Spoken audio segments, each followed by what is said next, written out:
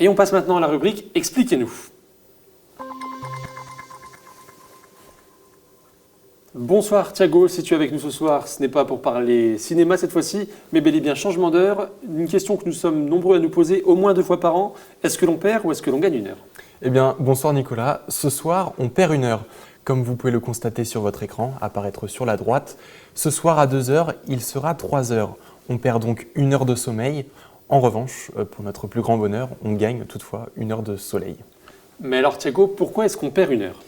Eh bien, à la base, dans un souci d'économie d'énergie. À l'origine, en 1784, Benjamin Franklin décide d'avancer les montres d'une heure, du printemps jusqu'au milieu de l'automne. Pourquoi? Eh bien, pour profiter d'une heure de soleil supplémentaire et de cette façon économiser les chandelles à l'époque. Plus tard, entre 1973 et 1974, la France subit un choc pétrolier et décide alors de faire des économies d'énergie. En 1975, le gouvernement instaure le changement d'heure pour suivre le rythme du soleil.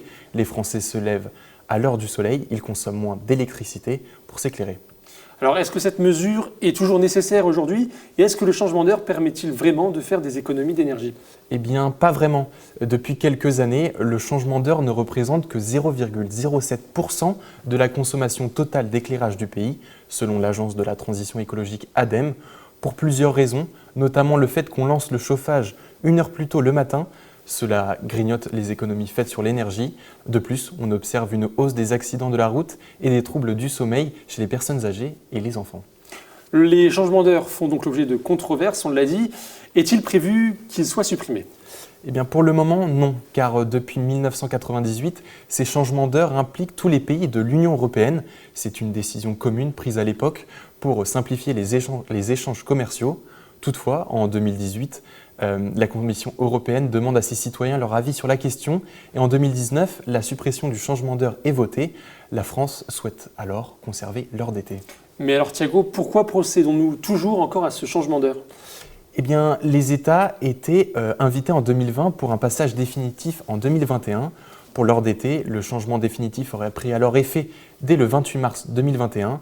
Pour l'heure d'hiver, le 31 octobre 2021. Mais pour éviter un méli-mélo d'heures différentes, les États devaient alors se coordonner, essayer du moins, mais il s'avère qu'ils n'arrivent pas à se mettre d'accord entre eux. En plus de ça, le Covid a ajouté son grain de sel. L'annonce du choix début avril n'a donc jamais eu lieu. Et maintenant, est-ce qu'on a des nouvelles à ce sujet? Non. Toujours pas. Depuis le Conseil européen qui réunit les 27 dirigeants, qui n'a pas encore fixé de date pour reparler du sujet. Les changements d'heure sont encore reportés à une date, pour le moment inconnue. Eh bien, merci beaucoup Thiago pour toutes ces explications.